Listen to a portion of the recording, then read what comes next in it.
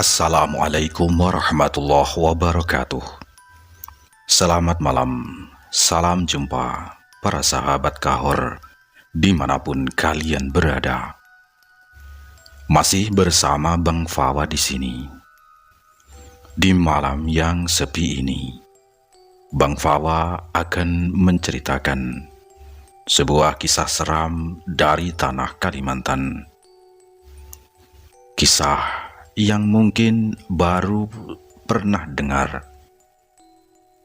Kisah tentang Sandet Panah Terong. Bagaimana kisah ini? Tanpa berlama-lama, langsung saja mari kita simak ceritanya.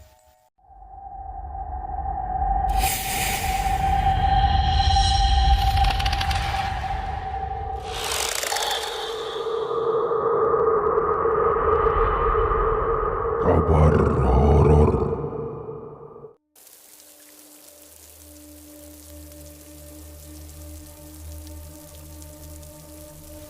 Langit di atas pedalaman Kalimantan seperti tumpah.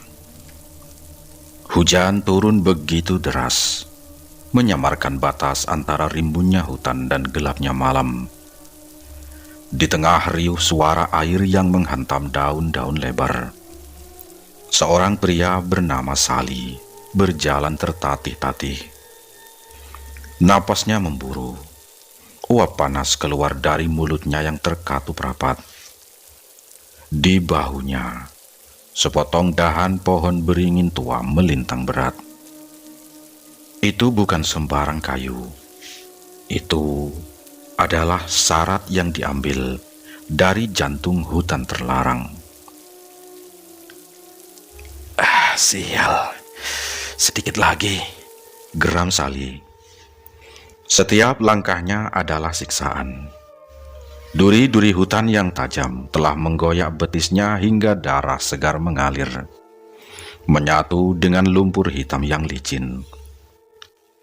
Rasa perih itu tidak dia pedulikan. Baginya, rasa sakit di kakinya tak sebanding dengan api yang membakar dadanya.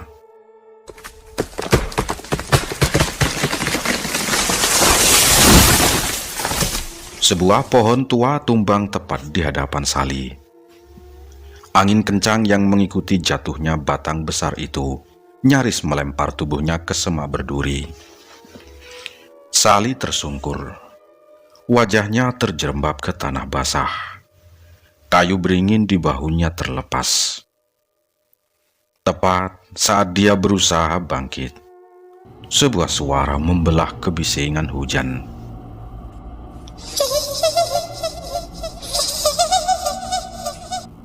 Suara tawa itu melengking, tajam seperti silet yang mengiris telinga. Sali membeku. Dia mendongak perlahan. Di atas dahan pohon tinggi yang masih berdiri, sesosok bayangan hitam dengan rambut menjuntai tampak duduk berayun-ayun. Matanya merah menyala, menatap Sali dengan tatapan mengejek. "Tertawalah sepuasmu, setan. Aku tidak punya urusan denganmu malam ini," teriak Sali kalap. Dia tidak lari. Dia justru memungut kembali kayu beringinnya dengan tangan gemetar. Sali tahu, di hutan ini, rasa takut adalah undangan bagi makhluk halus untuk mendekat. Dia memilih untuk mengabaikan sosok itu, meski bulu kuduknya berdiri kaku. Sali melanjutkan langkahnya tanpa menoleh lagi, meninggalkan suara tawa yang perlahan berubah menjadi tangisan pilu di belakangnya. Di pinggir jalan setapak yang hanya muat satu kendaraan, motor tua milik Sali terparkir layu. Mesinnya dingin dan basah. Sali naik ke atas jok. Kakinya berkali-kali menekan kickstarter.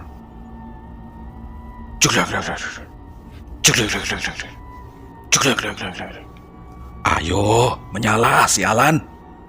Sali memaki. Keringat dingin mulai bercampur dengan air hujan di keningnya.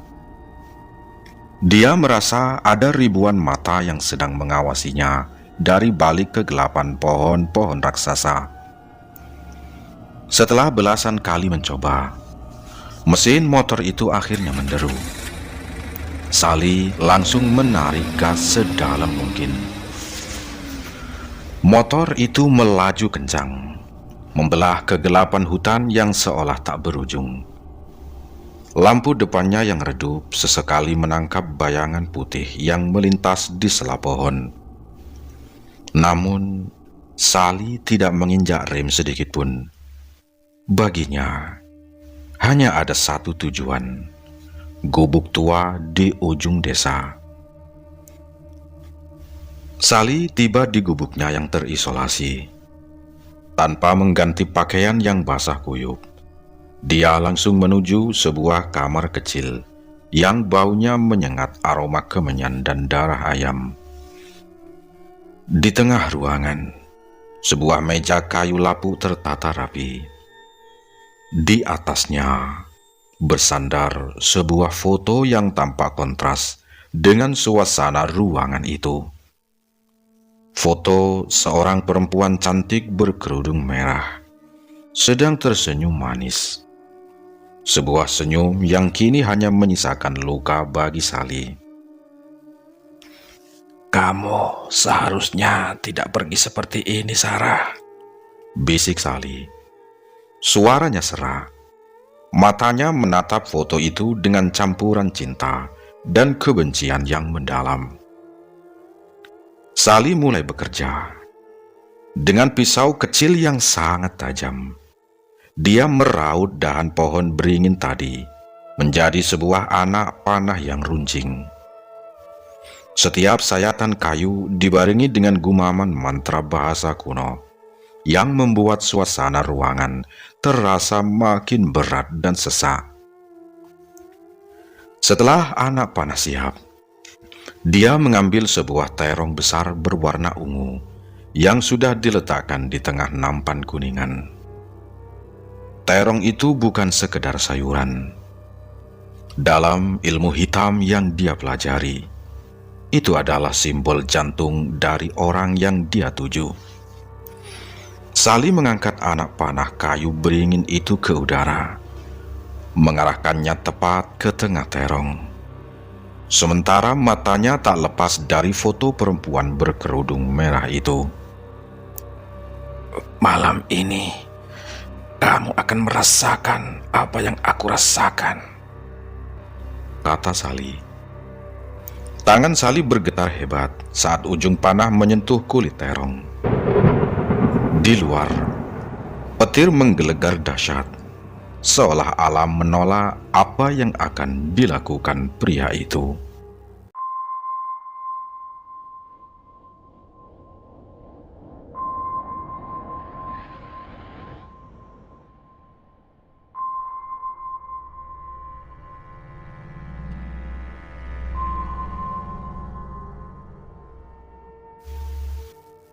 Tiga bulan sebelumnya, siang itu matahari Kalimantan terasa membakar kulit. Namun suasana di dalam rumah Pak Kades jauh lebih panas. Sally duduk bersimpuh di atas tikar pandan. Tangannya gemetar memegang cangkir kopi yang sudah dingin. Di depannya Pak Jamin, ayah dari Sarah, duduk dengan punggung tegak. Sementara istrinya melipat tangan dengan wajah ketus. Aku tidak bisa melanjutkan ini, Sally, ucap Pak Jamin dengan nada datar, seolah sedang membicarakan cuaca. Sarah merasa kalian tidak cocok.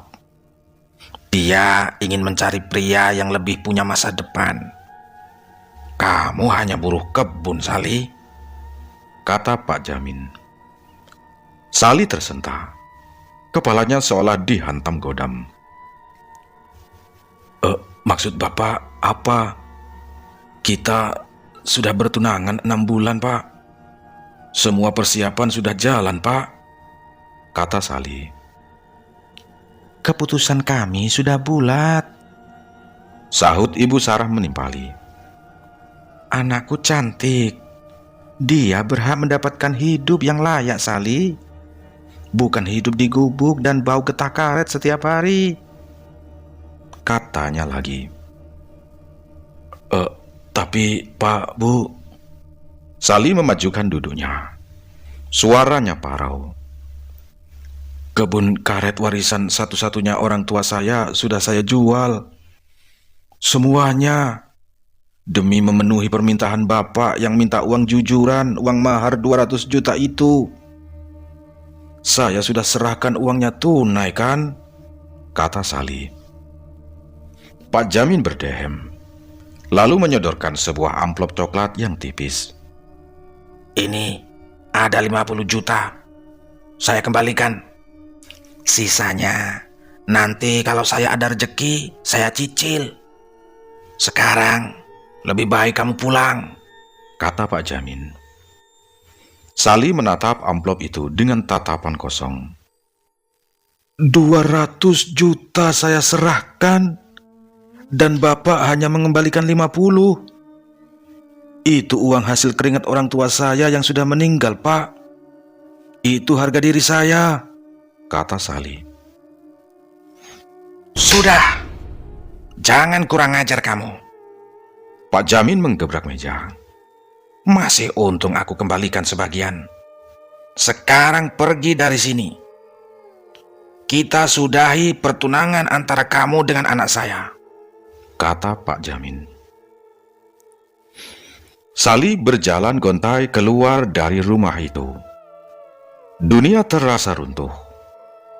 Namun, saat dia melewati jalan setapak dekat rumpun bambu, sebuah tangan menariknya. Itu adalah Paman Kosim, tetangga sebelah rumah Pak Jamin yang sudah lama mengenal Sali. Sali, ikut aku sebentar, bisik Paman Kosim. Wajahnya nampak cemas. Setelah menjauh, Paman Kosim menepuk bahu Sali. Sali, aku kasihan melihatmu. Tapi kamu harus tahu yang sebenarnya. Alasan tidak cocok itu cuma akal-akalan Pak Jamin, kata Paman Kosim, karena beliau hadir di situ mendengarkan apa yang dibicarakan oleh Pak Jamin. Sali mendongak, matanya merah. Apa maksud Paman? Tanya Sali. Sarah itu mau dijodohkan dengan Handoko, anak dari Lurah Japri dari kampung sebelah. Kamu tahu sendiri kan, Handoko baru pulang merantau dari Jepang. Dia bawa uang banyak, sukses jadi pengusaha. Kabarnya dia sanggup bayar uang pernikahan 500 juta tunai. Jauh di atas uangmu, Sali, kata Paman Kosim. Sali tertawa getir. Tawa yang terdengar sangat menyakitkan. Jadi harga cinta Sarah adalah 500 juta. Dan Pak Jamin menjual anaknya seperti barang dagangan, Paman, kata Sali. Ya, dunia ini memang tidak adil, Li. Orang kecil seperti kita selalu diinjak-injak dan dipermainkan, ucap Paman Kosim dengan nada prihatin. Singkat cerita, 1 bulan kemudian, apa yang dikatakan Paman Kosim benar-benar terjadi. Desa itu gempar dengan pesta pernikahan termegah tahun ini. Sarah dengan kebaya merah yang sangat cantik, warna yang disukai Sali, tampak berseri-seri di pelaminan. Di sampingnya, Handoko berdiri gagah dengan jam tangan emas yang berkilau. Handoko memang bukan sekedar kaya. Dia membangun rumah paling megah di wilayah itu. Rumah dengan tiang-tiang beton besar dan pagar besi yang tinggi. Dari kejauhan, di balik rimbunnya pohon pisang, Sali berdiri diam. Dia melihat Sarah tertawa renyah. menyalami para tamu, seolah tidak pernah ada janji yang dia buat dengan Sali. Sali melihat Handoko mengecup kening Sarah dengan lembut. Kalian bahagia di atas tanah yang aku siram dengan keringat dan air mata, bisik Sali. Suaranya bukan lagi suara sedih, melainkan suara yang dingin dan kosong. Bulan madu Sarah dan Handoko dilalui dengan sukacita. Setiap pagi, warga melihat mereka berjalan-jalan di depan rumah baru mereka. Nampak sangat serasi. Handoko memanjakan Sarah dengan perhiasan dan pakaian mahal. Hidup mereka tampak sempurna. Sali duduk termenung di bawah pohon nangka belakang rumahnya. Dunianya sudah kiamat.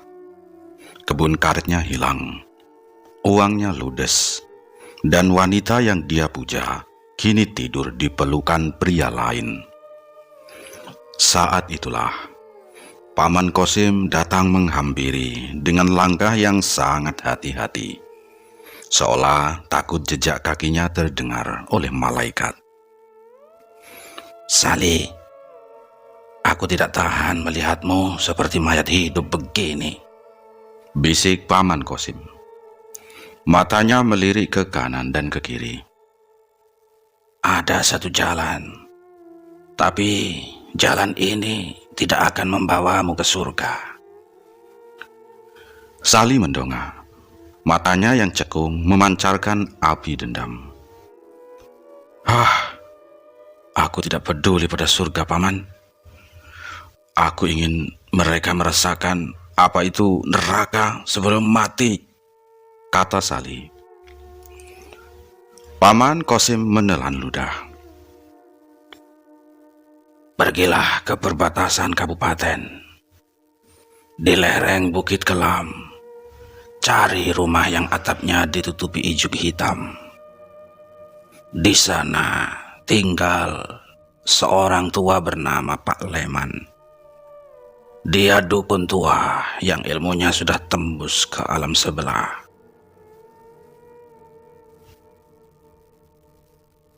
Orang-orang memanggilnya Picek, tapi penglihatannya melampaui manusia biasa, kata Paman Kosim.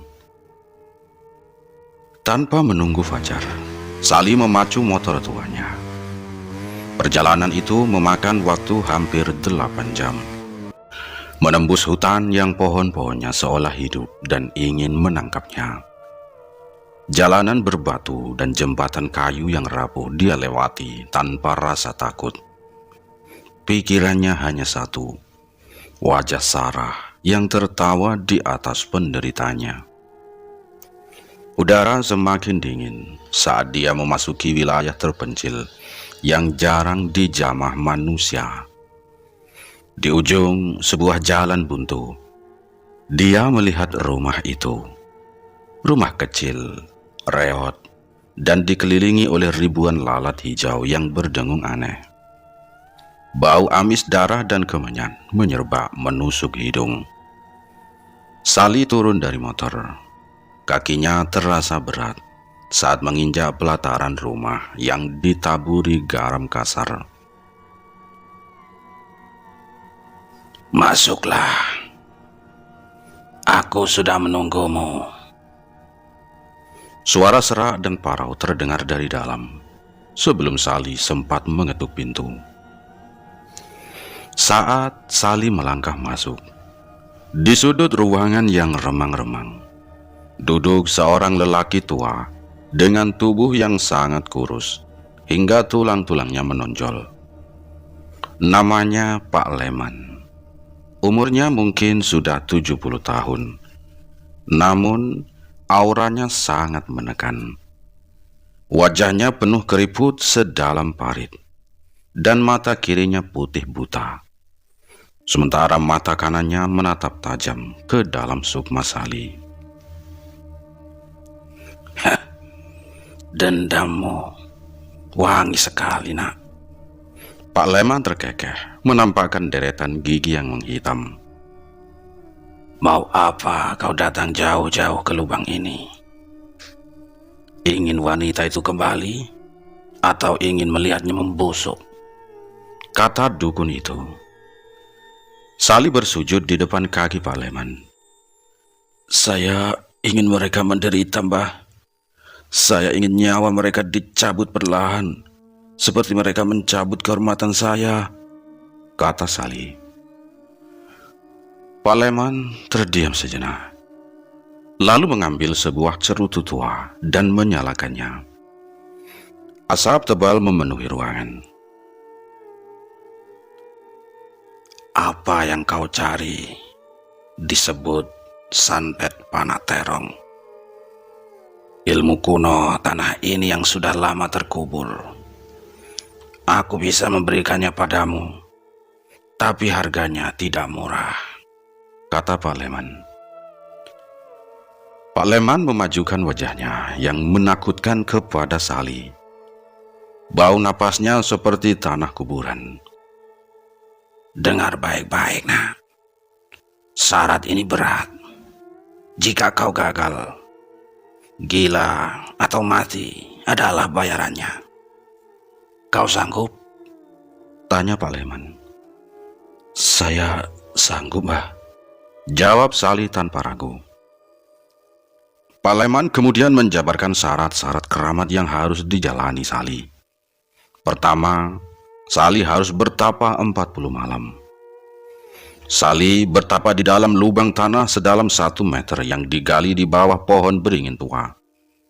Selama 40 hari, dia tidak boleh melihat cahaya matahari. Kedua, puasa.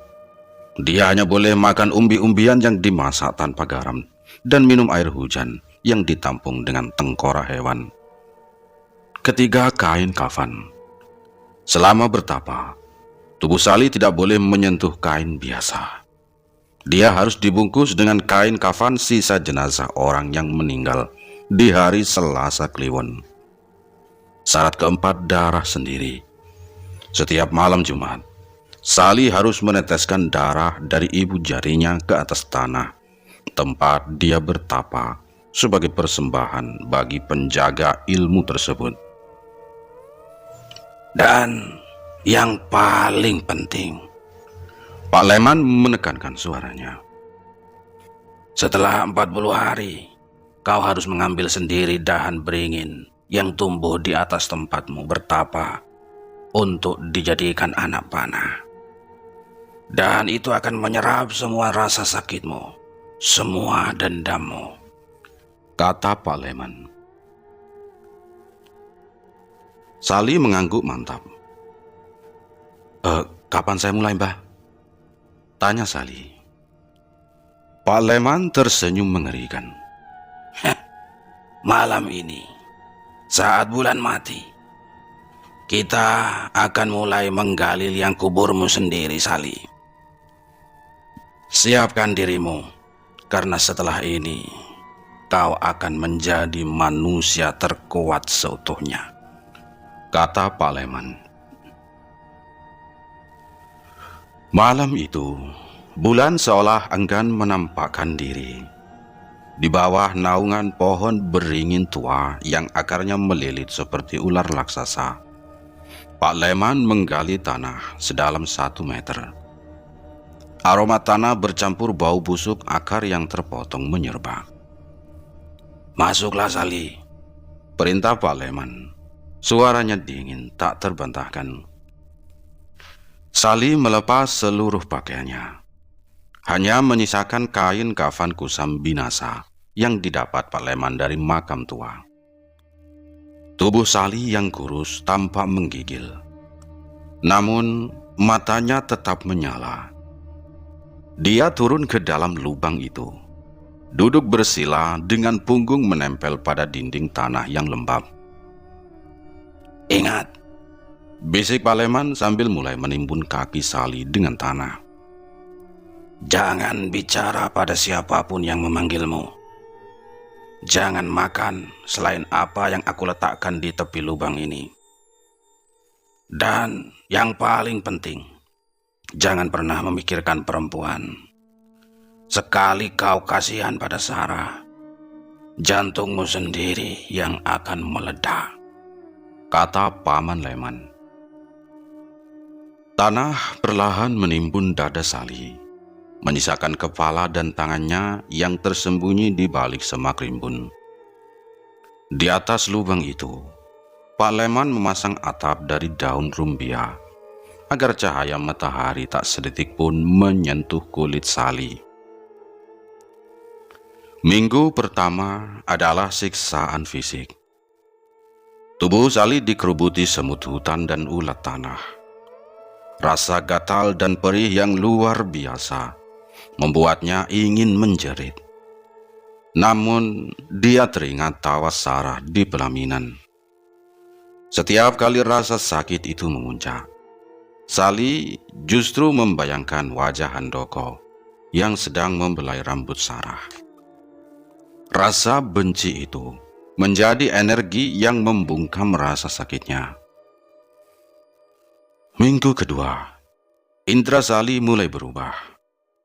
Dalam kegelapan total, dia mulai bisa melihat getaran kehidupan di sekitarnya. Dia mendengar suara cacing yang menggali tanah. Dia mendengar bisikan-bisikan halus dari makhluk-makhluk yang menghuni pohon beringin itu. Sali, kembalilah nak. Pulang nak. Suara itu mirip ibunya yang sudah meninggal. Sali, bantu aku. Ada suara lagi, yang mana itu adalah suara mirip Sarah yang sedang berhenti. Sali hanya memejamkan mata. Dia tahu itu hanya tipuan iblis yang ingin menggagalkan ritualnya. Dia terus merapalkan mantra bahasa kuno yang diajarkan Pak Leman hingga lidahnya mati rasa. Memasuki hari ke-30, kondisi Sali sudah tak menyerupai manusia. Kulitnya menjadi pucat keabu-abuan seperti mayat. Matanya cekung dengan lingkaran hitam yang dalam. Setiap malam Jumat, dia mengiris ibu jarinya dengan kuku jarinya sendiri yang sudah memanjang dan tajam. Darah segar diteteskan ke tanah, diserap oleh akar beringin yang berada tepat di bawah bokongnya. Anehnya, setiap kali darah itu menetes, Sali merasa ada kekuatan besar yang mengalir masuk ke dalam urat nadinya. Akar beringin itu seolah-olah menyatu dengan tulang belakangnya, menyalurkan dendam alam ke dalam sukmanya. Pada malam ke-40, petir menyambar-nyambar tanpa hujan. Pak Leman datang mendekat, membawa sebuah obor kecil yang apinya berwarna kebiruan. waktumu sudah habis, Sali. Bangkitlah, ucap Pak Leman. Tanah di sekitar lubang itu retak. Sali keluar dari dalam liang pertapaan dengan gerakan perlahan namun kuat. Tubuhnya mengeluarkan bau tanah yang menyengat. Dia tidak lagi merasa kedinginan atau lapar. Yang dia rasakan hanya satu, haus akan darah. Sali mendongak ke arah dahan beringin yang menggantung rendah di atas kepalanya. Dahan itu kini berwarna hitam legam, berkilau seperti besi tua. Dengan sekali tarikan tangan kosong, Sali mematahkan dahan itu. Suara patahannya terdengar seperti rintihan manusia. bagus. Pak Leman menyeringai puas. Kayu ini telah meminum darahmu dan memakan dendammu selama 40 malam. Sekarang bawalah pulang. Runcingkan menjadi anak panah sehalus jarum. Sali menatap dahan itu, lalu menatap ke arah kejauhan. Ke arah rumah mewah Handoko dan Sarah. Malam ini, Sarah, kamu akan tahu bahwa janji yang kau langgar memiliki harga yang sangat mahal. Bisik Sally. Suaranya kini terdengar ganda, seolah ada makhluk lain yang berbicara bersamanya. Sally berjalan pergi meninggalkan tempat itu tanpa menoleh lagi dengan membawa batang pohon beringin. Di belakangnya, Pak Leman tertawa pelan. Tahu bahwa dia baru saja melepaskan iblis ke dunia manusia.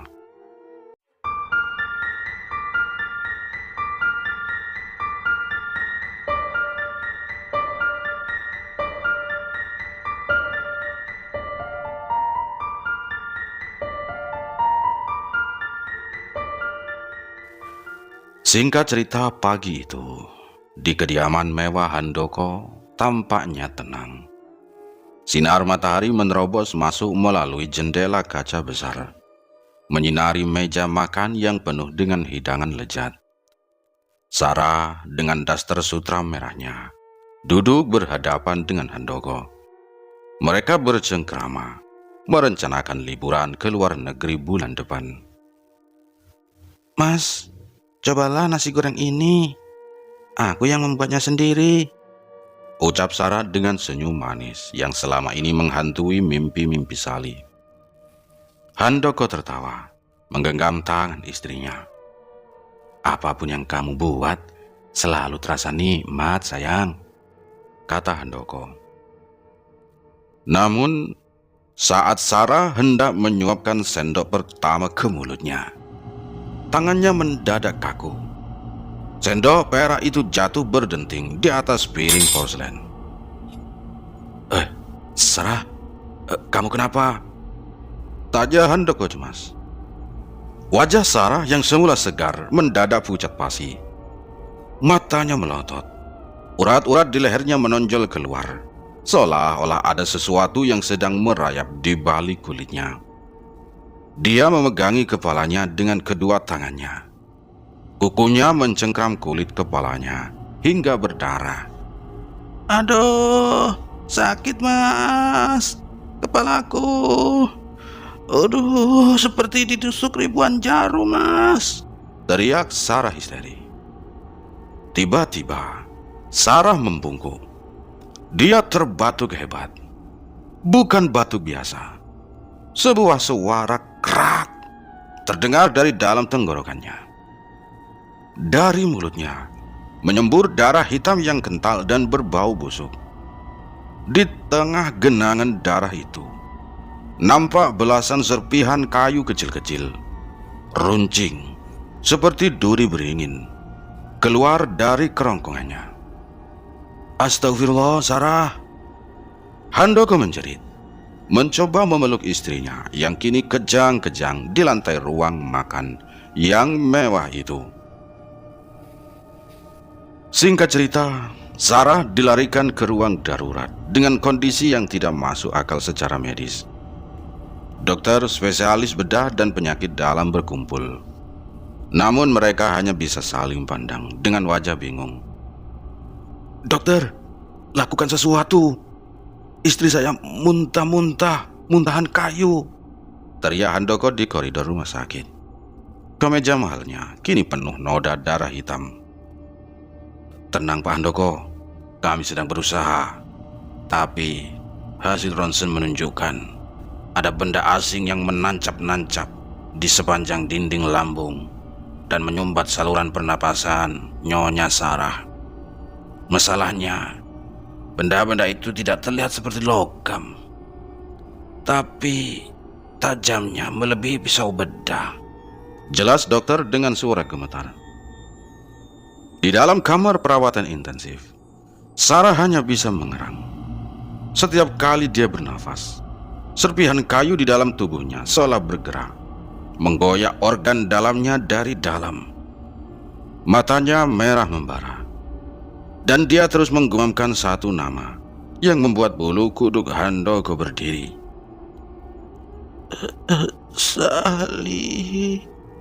Sally.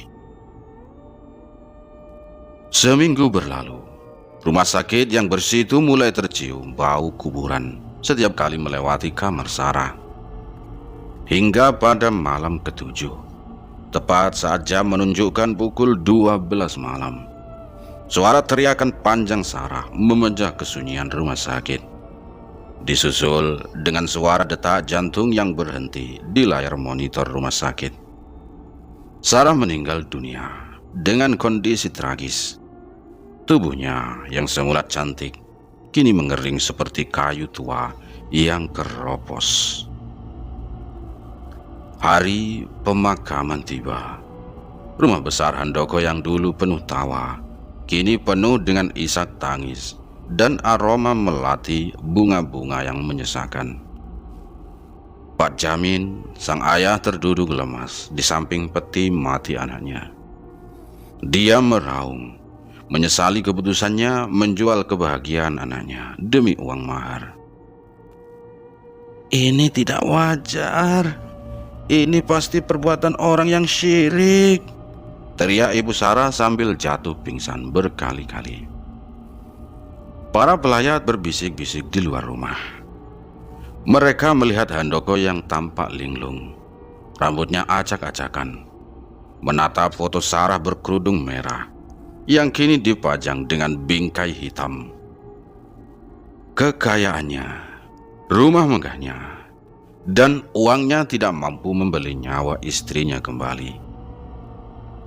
Di antara kerumunan pelayat, Paman Kosim berdiri di pojok halaman. Dia menatap ke arah hutan yang membentang di belakang desa. Dia tahu siapa yang bertanggung jawab atas semua ini. Namun dia memilih bungkam. Dia melihat ada sesuatu yang aneh. Di atas atap rumah Handoko, seekor burung gagak hitam hinggap dan menatap tajam ke arah jenazah. Singkat cerita, setelah kejadian itu, warga mencoba mencari keberadaan Sali.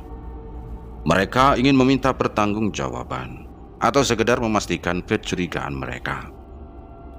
Namun, gubuk tua di pinggir hutan itu sudah kosong melompong. Pintu gubuknya terbuka lebar. Berayun-ayun tertiup angin. Di dalamnya tidak ada barang berharga.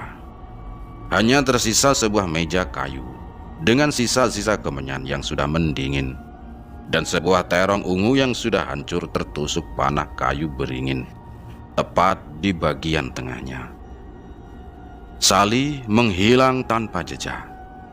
Ada yang bilang dia sudah masuk jauh ke dalam jantung hutan Kalimantan, menyatu dengan makhluk-makhluk gaib yang memberinya kekuatan.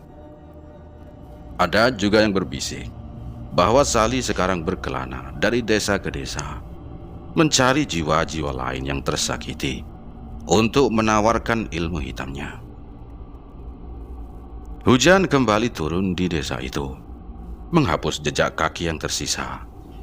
Dendam Sali telah terbayar lunas. Namun, jiwanya kini telah menjadi milik kegelapan yang tak akan pernah kembali. Selesai. Terima kasih Sobat Kahor sudah menonton video ini, mendengarkan sampai akhir. Semoga kalian terhibur. Salam dari Bang Fawa. Wassalam.